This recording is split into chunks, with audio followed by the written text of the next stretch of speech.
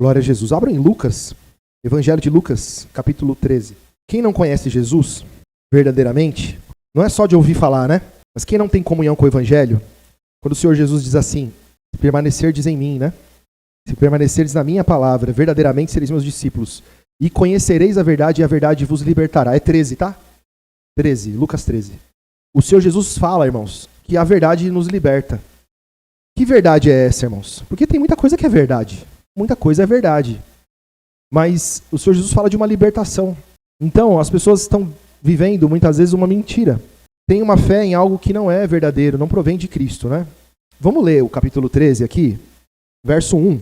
Esse texto aqui é bastante... A gente não tem costume de ler, mas vamos ler agora. Lucas 13, verso 1. Todos acharam, né? E naquele mesmo tempo, estavam presentes ali alguns que lhe falavam dos galileus, cujo sangue Pilatos misturara com os seus sacrifícios. E respondendo Jesus, disse-lhes, cuidais vós que esses galileus foram mais pecadores do que todos os galileus por terem padecido tais coisas? Não, vos digo. Antes, se não vos arrependerdes, todos de igual modo perecereis. Ou aqueles 18, sobre os quais caiu a torre de Siloé e os matou, cuidais que foram mais culpados do que todos quantos homens habitam em Jerusalém? Não, vos digo antes, se não vos arrependerdes, todos de igual modo perecereis. Então, muitas vezes as pessoas, por um falso entendimento, medem se uma pessoa tem Deus ou não tem, de acordo com o resultado da vida dela. Então eles pegaram um caso aqui e começaram a comentar com o Senhor Jesus, e aqueles galileus lá, hein? Já pensou? Pilatos fez um sacrifício lá, uma obra satânica, uma obra de oferta a demônios, e pegou o sangue deles e misturou. É mais ou menos isso que está escrito aqui. Ou seja, imagina só, alguém matar você, pegar o seu sangue e misturar com sangue de animais, sei lá com o quê, e oferecer isso a demônios. Por certo, esses homens galileus eram muito pecadores. Por certo, foi uma maldição muito grande que veio sobre eles. É isso que o texto está dizendo. Então Jesus falou, não tem diferença nenhuma daqueles galileus lá ou daqueles outros que morreram quando caiu essa torre. Todos precisam de arrependimento e de salvação. Não tem um que não precisa. Todo mundo precisa. Quando o Senhor Jesus fala com Nicodemos, é a mesma coisa. Então, acontece muito isso. Algumas pessoas têm êxito na vida. É estranho dizer isso, mas é verdade. Tem muita gente, irmãos, que tem saúde, que nasceu de uma família rica. Segundo os padrões do mundo, você olha para a pessoa e fala, pessoa abençoada. A pessoa agradece a Deus, fala assim, Deus abençoa minha casa, minha família, olha, nunca faltou nada, a gente mora bem, a gente tem conforto, a gente tem mais de um carro, a gente tem casa no campo, casa na praia, a empresa está indo bem, está indo tudo bem. É um momento, né? A gente sabe que é por um momento só.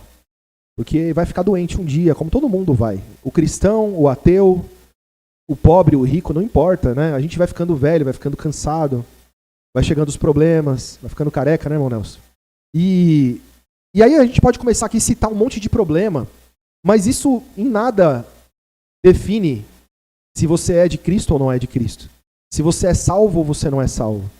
Você é salvo se você crê no Senhor Jesus, verdadeiramente. Tornar-se discípulo de Jesus. Guardar sua palavra, seguir após Ele. Não é? Aceitar o convite dEle. Arrepender-se dos seus pecados, reconhecer que você é pecador. Colocar tudo diante da cruz e carregar essa cruz. Aos pés da cruz, aí você abandona, você morre para esse mundo. Não é que você vai vender tudo que você tem, literalmente ficar com uma mão na frente e outra atrás. Mas o seu coração já vendeu tudo. O seu coração já não tem mais prazer como tinha antes nas coisas dessa vida. Eu não posso gostar de mais nada desse mundo, não é isso. Eu gosto de lasanha, eu gosto de pastel, de carne, eu gosto de um monte de coisa boa. E se eu tiver dinheiro, eu vou lá e compro e tenho prazer nisso. Mas minha vida não depende disso. Eu usei uma figura aqui bem simples, tá, irmãos? Mas eu posso gostar de ter um carro bom, eu posso gostar de ter uma casa confortável, morar num lugar gostoso, posso. Mas meu coração não pode estar nisso. A minha fé em Deus não pode depender disso. E também, o contrário, se eu não tiver essas coisas, né, se me faltarem essas coisas, eu não posso olhar para Deus numa oração e dizer assim, eu estou amaldiçoado, eu não tenho Deus, o Senhor não está na minha vida, o Senhor se esqueceu de mim, o Senhor me abandonou. Porque o Senhor Jesus não prometeu essas coisas. Mas a palavra do Evangelho nos ensina que nós temos que nascer de novo. É a mensagem da conversa de Jesus com Nicodemos. Aquele homem era um príncipe, um dos principais da sinagoga, um dos principais ali entre os judeus. Por certo, um homem culto, um homem cheio de sabedoria, um homem que era exemplo. O Senhor Jesus falou, você vai ter que nascer de novo. Não é? Então, os irmãos precisam entender que, glória a Jesus, o que nos faz filhos de Deus, o que te faz estar de pé, o que te faz ser salvo, permanecer salvo, é crer em Jesus e perseverar na sua palavra e permanecer na sua palavra. A palavra diz que ele nos faz filhos de Deus quando cremos no seu nome, que ele nos justifica, nos purifica de todo pecado, que o Pai nos limpa para que nós possamos dar cada vez mais fruto, que o nosso fruto tem que permanecer, não é? A palavra nos ensina a guardar o nome de Jesus e confessar o nome de Jesus até o fim, não se envergonhar dele, não é? Não rejeitar o Senhor Jesus. A mensagem do Senhor Jesus é essa. E aí nesse mundo, uns vão ter mais, outros vão ter menos. E isso não vai fazer de você mais ou menos cristão, falando das coisas materiais. O que te faz um cristão, o que te faz ser filho de Deus, o que te faz ser herdeiro, é permanecer em Cristo. É crer hoje, crer amanhã e permanecer crendo até o fim. Guardar a fé e perseverar nela. Glória a Jesus. Em Marcos, irmãos, vou pegar um outro exemplo aqui. Marcos 10. Em Lucas 18 é o mesmo texto, mas agora eu já falei Marcos, vamos lá em Marcos, mano. O jovem rico, né? O jovem rico. É uma passagem muito conhecida, né, irmãos? Vamos ler com a ajuda de Deus, em nome de Jesus. Verso 17, irmãos. Marcos 10, verso 17. E pondo-se a caminho, correu para ele um homem, o qual se ajoelhou diante dele e lhe perguntou: Bom mestre, o que farei para herdar a vida eterna? Então, esse jovem rico, esse homem, glória a Jesus, é um judeu praticante, né? E isso a gente vai perceber aqui pelo decorrer da conversa. Ele ouve falar de vida eterna. Quem que tem vida eterna? Jesus. Antes de Jesus, esse jovem rico aqui, ele estava apoiado na riqueza dele. Ele estava apoiado nessa vida desse mundo. Então, ele estava pleno. Esse homem, ele tinha argumentos para dizer: eu sou abençoado. Eu sou abençoado, eu tenho do bom e do melhor. Deus está na minha vida, estou abençoado. Quando o Senhor Jesus vem pregando vida eterna, ressurreição dos mortos, ele falou: peraí, isso eu não tenho. Isso aí eu não tenho. Então eu estou interessado. Eu quero isso para mim. Vou lá ver como é que eu faço para ter isso. Foi conversar com Jesus. Verso 18. E Jesus lhe disse: Por que me chamas bom? Ninguém é bom, senão um, que é Deus. Tu sabes os mandamentos. Irmãos, aqui só um ponto. Jesus é Deus? Por que ele falou isso? Porque, por certo, esse homem olhava para Jesus como um homem. Ele olhava para o Senhor Jesus como um profeta. Ele olhava para o Senhor Jesus não como Deus. O Senhor Jesus está levando ele à verdade. O Senhor Jesus está mostrando para ele o caminho, né? Verso 19. Tu sabes os mandamentos. Não adulterarás, não matarás, não furtarás, não dirás falso testemunho, não defraudarás alguém, honra teu pai e tua. Então o Senhor Jesus faz o quê? Pega a lei dele e mostra para ele. Fala assim: isso aqui você tem feito? Mostrou ali um pouco da lei para ele. Então, irmãos, o Senhor Jesus fez o quê? Mostrou a lei para ele. Você conhece isso aqui? Eu conheço? Opa! Eu estou ali, ó. Estou afiado. Verso 20. Ele, porém, respondendo, lhe disse: Mestre, tudo isso tenho guardado desde a minha mocidade. E Jesus, olhando para ele, o amou e lhe disse: Falta-te uma coisa, vai, vende tudo quanto tens e dá aos pobres, e terás um tesouro no céu. Vem, toma a cruz e segue-me. Tá vendo? Aí é que tá, irmãos. Então, irmãos, a palavra do Evangelho, ela nos faz... primeiro, né, irmãos? A lei se cumpre em Cristo Jesus. Então, existe uma lei, essa lei é autoridade, ela é usada para condenar o homem, ela é usada para acusar o homem de dia e de noite, é ela que é usada. É a lei, não é? Por isso o Senhor Jesus cita a lei. Mas em Cristo, vencemos a lei, porque a lei se encerra na morte, não é? A morte é o cumprimento da lei. Não é isso? E Jesus Cristo é a vida. Então, quando o Senhor Jesus morre no nosso lugar e nós estamos nele, é como se tivéssemos morrido. Então morremos para a lei já se cumpriu em nossa vida. A maldição da lei, a condenação da morte já aconteceu. Mas agora, em Jesus Cristo, nós temos vida eterna. E é o que ele diz aqui. Então ele fala, falta-te uma coisa, vai, vende tudo quanto tens, dá aos pobres e terás um tesouro no céu. E vem e toma a cruz e...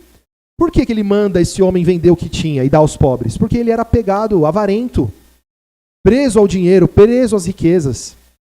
E o Senhor Jesus falou, se liberta disso, vem e me segue. Toma a cruz e me segue. Mas ele, pesaroso dessa palavra, retirou-se triste, porque possuía muitas propriedades. Então Jesus, olhando em redor, disse aos seus discípulos, quão dificilmente entrarão no reino de Deus os que têm riquezas. E os discípulos se admiraram dessas palavras, mas Jesus, tornando a falar, disse-lhes, filhos, quão difícil é para os que confiam nas riquezas entrar no reino? Porque quem confia em riqueza, confia naquilo que é material. Quem normalmente tem muitos bens, não precisa de Deus. Ou acha que não precisa de Deus. Quem tem muitos bens, confia nesses bens e se afasta de Deus. Irmãos, é uma dura realidade. A tribulação e a dificuldade da nossa vida nos faz sentir necessidade de Deus. Não quer dizer que Deus faz isso contra a sua vida e provoca a sua vida com infelicidade, com problemas, não é isso. Mas é um fato que a necessidade, a dificuldade, as tribulações, a tristeza te faz lembrar de algo maior. Te faz lembrar e te faz querer, de alguma maneira, sentir aquilo que Jesus prometeu para nós. Isso para quem crê de verdade em Jesus. Porque quem conhece o Jesus falso fica mais triste ainda na hora da dificuldade, porque fala assim, Deus não me ama. Olha como que eu tô, olha o que está acontecendo na minha vida. Será que está faltando alguma coisa? Aí vai procurar o falso profeta. Aí o falso profeta acaba com o resto da vida dele, o que sobrou. Pega o dinheiro dele, enche ele de falsa profecia, engana esse infeliz, e esse infeliz vai ficar pior do que ele estava. Crendo num Jesus falso, não é? Esperando promessas e coisas materiais. E Jesus não prometeu. O Senhor Jesus não é injusto. Nosso Deus não é injusto. Não tem jeito, irmãos. Você pegar um homem ateu, você pegar um homem mundano, mas ele, no tempo dele, se esforça, estuda, batalha, trabalha, ele vai ter dinheiro, ele vai ter um bom emprego, ele vai se formar, ele vai ter uma boa profissão. Pode ser que ele destrua tudo por causa da loucura da vida dele, dos pensamentos dele. Mas pode ser que não. Pode ser que ele consiga administrar isso e leve uma vida, aparentemente uma maravilha. Ele não tem vida eterna, ele não tem salvação. Se você com os seus olhos ficar olhando para ele e querendo o que ele tem, você está enganado. Por quê? Porque ele trabalhou para ter essas coisas, ele se esforçou e conseguiu essas coisas. E Deus não vai tirar dele para dar para você, isso é mentira. Quem prega isso é mentiroso. É o falso profeta. Ah, põe a mão e profetiza, né? As pessoas põem a mão no carro do rico, profetiza que vai ser seu. Mentira! É mentira. Não é verdade. Jesus não prometeu e não ensinou isso. Glória a Jesus. Não é, irmão? E a palavra do Evangelho nos ensina a se contentar, tendo o que comer, tendo o que vestir, aonde descansar. Irmãos, tendo saúde, tendo uma comida até que simples, não é? Mais importa eu ter a Deus, mais importa eu crer na verdade. Então a palavra nos ensina isso. O jovem rico não era suficiente a vida eterna para ele. Não é? Tinha que ser a vida eterna mais as riquezas dele. A vida eterna mais o conforto dele. Ele fazia questão disso. Então ele ficou pesaroso, ficou triste, se afastou, se distanciou de Jesus. Glória a Jesus. E disse a verdade, né, irmãos? Para os homens é impossível, mas não para Deus, porque para Deus todas as coisas são possíveis. Né? Tem um texto lá, se não me engano, no capítulo 1 de 1 de Coríntios, que diz que não são muitos os poderosos que creem. Não é? Não são muitos. Mas é possível, sim, alguém que tem muito dinheiro crer e permanecer com Cristo. Não é? E ele, por certo, vai ter uma vida bem diferente do que ele teria se não conhecesse Jesus, com todo esse dinheiro, né? Com toda essa riqueza. E a gente já falou isso aqui outras vezes, às vezes a riqueza nem é dinheiro. As pessoas têm muitas coisas por riqueza, né? time do coração, profissão, casamento. São muitas coisas que a pessoa põe ali como um tesouro precioso acima de tudo. Não é? Quando a pessoa perde aquilo, a vida perde a razão. Então, é nesse sentido também, irmãos. Nesse mundo aqui, não temos que amar nada. Né? Quem ama o mundo, o amor do Pai não está nele. E tudo que há no mundo, a concupiscência da carne, a concupiscência dos olhos, a soberba da vida não é do Pai. Não é? Glória a Jesus. Então, irmãos, essas coisas são do mundo. Ah, mas eu vivo no mundo, eu também. Mas a gente está aqui igual um funcionário. Sabe o funcionário? Quem trabalha em empresa grande tem funcionário terceirizado, né? Aí o funcionário terceirizado, ele vai trabalhar lá na fábrica. Ele não é funcionário daquela fábrica. Aí ele chega lá naquela fábrica, todo mundo é funcionário. Aí ele vê as pessoas recebendo cesta de Natal, 15º, 14º, 13º, participação nos lucros. E ele é um terceirizado. Ele está ali, ele fica só roendo o osso ali na empresa. Não é assim? Ele está ali, mas ele não pertence àquele lugar. Ele é de outra empresa. Né? É uma figura. Mas a palavra diz, o Senhor Jesus disse, eles não são do mundo, ó Pai. Como eu do mundo não sou. Então o Senhor Jesus orou por mim e por vocês, por todos nós, porque nós não somos daqui. Então para de querer ser daqui, que você não é daqui. Você já pertence a uma nação celestial de Deus, reino dos céus, né? Morada de Deus. Glória a Jesus. Então, irmãos, vamos ler Lucas de novo, vamos voltar lá. Rico e Lázaro, capítulo 16, verso 19. Diz assim: Ora, havia um homem rico, e vestia-se de púrpura e linho finíssimo, e vivia todos os dias regalada e esplendidamente. Ou seja, vivia num luxo absurdo, né? Havia também um certo mendigo, chamado Lázaro, que jazia cheio de chagas à porta daquele, e desejava alimentar-se com as migalhas que caíam da mesa do rico, e os próprios cães vinham lamber suas chagas. E aconteceu que o mendigo morreu, e foi levado pelos anjos para o seio de Abraão. E morreu também o rico, e foi sepultado. E no inferno, ergueu os olhos estando em tormentos, e viu ao longe Abraão e Lázaro no seu seio. E clamando disse: Pai Abraão, tem misericórdia de mim, e manda a Lázaro que molhe na água a ponta do seu dedo, e me refresque a língua, porque estou atormentado nessa chama. Disse, porém, Abraão: Filho, lembra-te de que recebeste os seus bens em sua vida, e Lázaro somente males, e agora este é consolado, e tu atormentado. E além de tudo isso, está posto um grande abismo entre nós e vós, de sorte que os que quisessem passar daqui para vós, não poderiam, e nem tampouco os de lá passar para cá.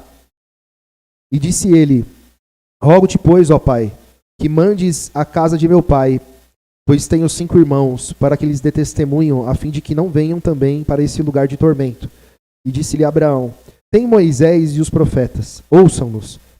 E disse-lhe ele: Não, pai Abraão, mas se alguém dentre os mortos fosse ter com eles, arrepender-se-iam. Porém ele lhe disse: Se não ouvem a Moisés e aos profetas, tampouco serão persuadidos, ainda que algum dos mortos ressuscite. Então, irmãos, é uma parábola poderosíssima. Essa parábola, essa figura, tem gente que discute, diz que não é figura, que não é parábola, mas é parábola sim. Lázaro é um nome hebraico, tem um significado: Deus me salvou, Deus me socorreu. Né? Deus me socorreu. Então ele é usado, esse nome, em duas parábolas. Parábolas não, né? Em um fato, né? O fato de Lázaro que ressuscitou mesmo. E aqui nessa parábola. No mesmo sentido. Então mostra um homem rico, vivendo os prazeres desse mundo, enquanto um mendigava e vivia de migalhas. Migalhas. Quando os dois morrem, um é socorrido, Lázaro, né? É socorrido. Socorrido por Deus. Deus me socorreu. Então, aquele que viveu uma vida simples, mas tinha Deus, foi socorrido, foi para o céu. A figura de Abraão. Abraão é a figura de pai. Abraão é a figura de fé. Não é? Então, esse homem, olha que interessante, ele é judeu, esse rico. Esse homem que tem riquezas. Ele reconhece Abraão e fala assim: Pai Abraão. Se não fosse judeu, não falaria pai Abraão. Pai Abraão, Né? Fala para Lázaro fazer isso, isso e isso. Né? Não dá, não tem como. Existe um abismo, não tem como. É em vida. Você só tem chance de salvação em vida, no arrependimento. Agora não adianta mais. É o que o texto está dizendo. Né? Então faz o seguinte, vai lá na minha casa, lá que eu tenho um monte de irmão lá, eles precisam saber disso, porque eles não estão sabendo. Não, eles têm Moisés e os profetas. Não vai adiantar. Tem que alguém que ressuscitou ir lá. Não é? Tem que um morto ressuscitar e ir lá falar com eles, que aí eles vão crer. Quem foi que ressuscitou, irmãos? Jesus. O Senhor Jesus ressuscitou. Né? Então, irmãos, se eles não acreditarem em Moisés e nos profetas, tampouco acreditarão. Por quê? Profetizaram de Jesus. Eles apontavam para Jesus. Então, não tem como, irmãos. O caminho da salvação é Cristo. E Cristo nos dá uma oferta de uma vida simples, irmãos. É uma vida nesse mundo com os olhos para Jesus. E dizendo assim, fica contente assim, tá? Fica contente, não fica reclamando não. Irmãos? Mas só consegue viver assim quem tem entendimento, quem creu, quem conheceu a verdade. Porque as pessoas estão conhecendo um Jesus do ouro e da prata. As pessoas estão conhecendo um Jesus que faz coisas incríveis e fantásticas. Segundo o mundo, segundo a carne. Não aceitam ficar doentes, não aceitam ter revés financeiro, problemas financeiros. Não aceitam nada. As pessoas só querem aproveitar essa vida. Colocam a vida dele em primeiro lugar, a própria vida, e se sobrar um tempo, Jesus. Aí faz um monte de sinais no corpo, no carro, na moto, enfim, em um monte de lugar, nas redes sociais, mas é só declaração de amor, porque na prática não é, né? Eu já falei isso antes. Muitas vezes tem até tatuado. Às vezes a pessoa tem o nome da esposa no corpo tatuado, do filho, né? Eu já vi muito disso. A pessoa tatua o nome do filho, da mãe, amor de mãe. Normal, tudo bem, é bonito mesmo. É uma declaração de amor, não é? É. Mas adianta dar desgosto para a mãe?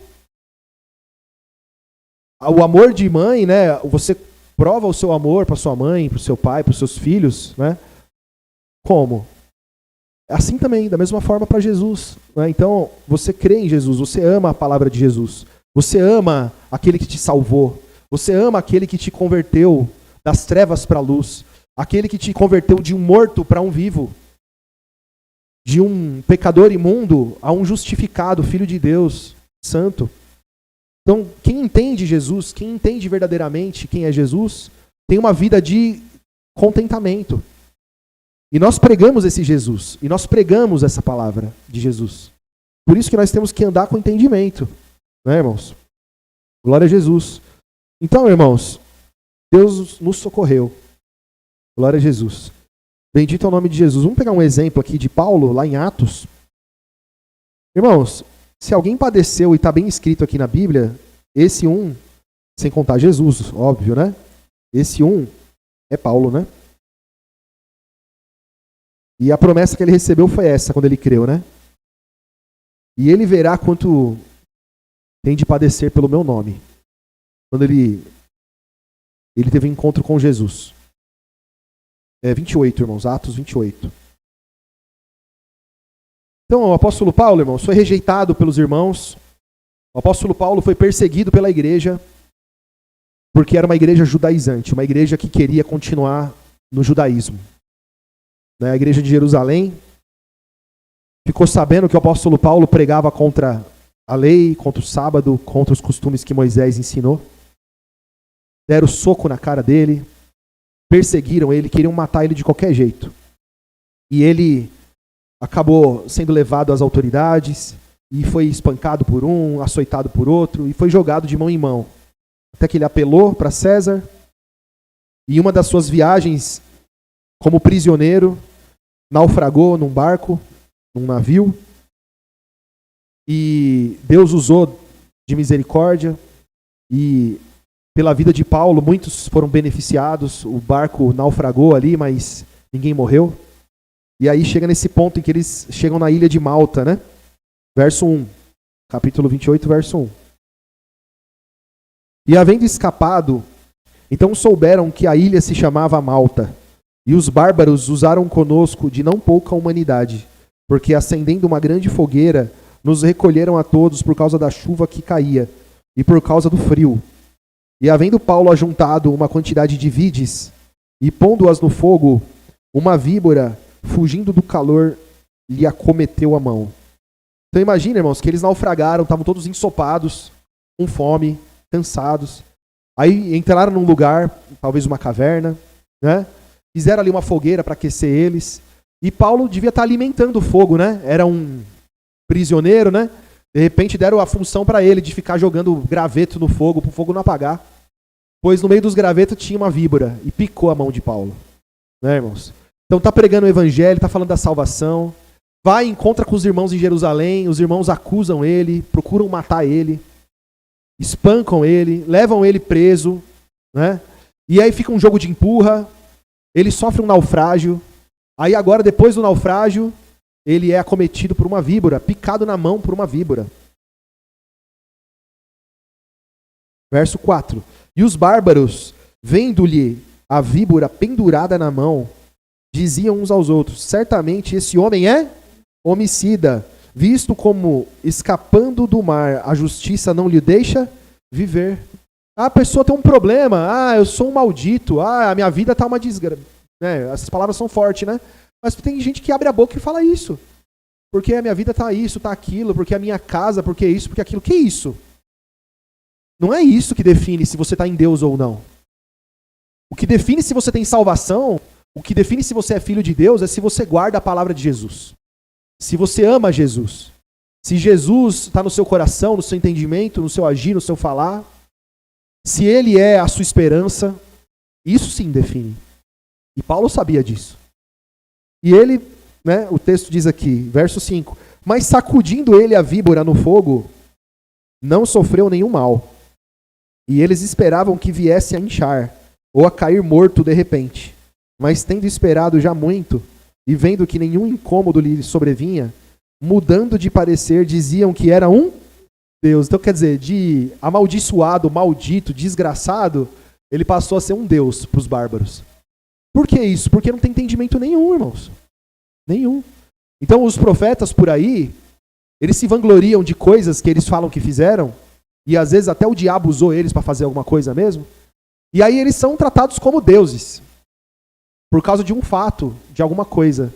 Você vê como que é o entendimento das pessoas. Eles olharam para Paulo e falaram assim, é um maldito.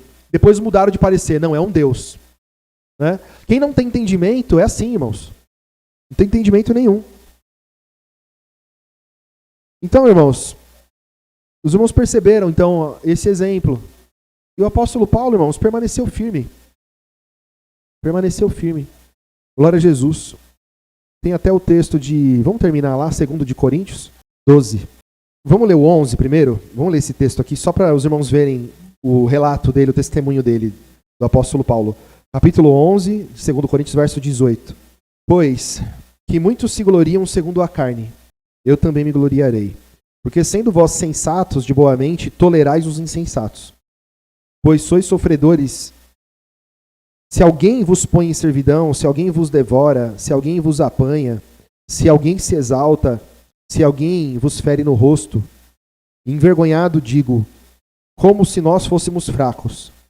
Mas do que qualquer tenha ousadia, com insensatez falo. Também eu tenho ousadia. São hebreus? Também eu. São israelitas? Também eu. São descendência de Abraão? Também eu. São ministros de Cristo? Falo como fora de mim, eu ainda mais. Em trabalhos muito mais. Em açoites mais do que eles. Em prisões muito mais. Em perigo de morte muitas vezes. Recebi dos judeus 5 quarentenas de açoites menos 1. 3 vezes fui açoitado com vara. 1 vez fui apedrejado. 3 vezes sofri naufrágio. 1 noite e 1 dia passei no abismo. Em viagens muitas vezes, em perigos de rios, em perigos de salteadores, em perigos dos da minha nação, em perigos dos gentios, em perigos da cidade, em perigos no deserto, em perigos no mar, em perigos entre os falsos irmãos, em trabalhos e fadiga, em vigílias muitas vezes, em fome e sede, em jejum muitas vezes, em frio e nudez. além das coisas exteriores, me oprime cada dia o cuidado de todas as igrejas. Quem enfraquece, que eu também não enfraqueça? Quem se escandaliza, que eu não me abrase? Se convém gloriar-me, gloriar-me-ei no que diz respeito à minha fraqueza. Glória a Jesus. Tá vendo, irmãos? Fraqueza, ele se gloria na fraqueza. Quem que se gloria na fraqueza? Só um cristão verdadeiro. Porque o cristão falso, o cristão enganado, o cristão que aprendeu de um Jesus falso, ele não aceita problema na vida dele, não aceita. Você pode até não se conformar com o problema e falar assim, eu creio em Jesus.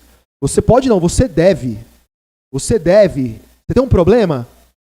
Ore a Deus. Está tirando sua paz? Ore a Deus. É uma enfermidade incurável, ore a Deus. Mas só um milagre, ore, peça, Ele é poderoso, Ele pode fazer. E se Ele não fizer? Glória a Deus. Não mudou nada, não fez diferença nenhuma, a sua fé continua a mesma. Amanhã você vai e ora de novo. Depois de amanhã você ora de novo. E continua orando. Tá certo? E Ele vai te ajudar. Se for da vontade de Deus, se for bom para você e para o reino, Ele vai fazer. Glória a Jesus. E no capítulo 12, para encerrar, irmãos, vou pegar a parte direta aqui para a gente poupar o tempo, irmãos, que o horário já foi. Verso 7, irmãos. Capítulo 12, verso 7. E para que não me exaltasse pela excelência das revelações, foi-me dado um espinho na carne, a saber, um mensageiro de Satanás, para me esbofetear, a fim de não me exaltar. Acerca do qual 3 vezes orei ao Senhor, para que se desviasse de mim. Quer dizer que vinha um anjo de Satanás e esbofeteava ele, dava tapa na cara dele, é isso? Não. Ele vivia uma tentação e, pela explicação que ele usa aqui, espinho na carne, podia ser uma enfermidade na carne, algo humilhante. Algumas enfermidades são humilhantes, irmão. Te deixam numa situação difícil. Tem gente que às vezes precisa ser, por exemplo, cuidada por alguém para ir no banheiro. A pessoa não consegue nem se limpar. Às vezes a pessoa passa por uma certa humilhação no seu corpo. Vai saber o que era, não dá para saber o que era. Mas o fato é que ele usa como o quê? Espinho na carne. O mensageiro de Satanás me esbofeteava. E o que ele fez?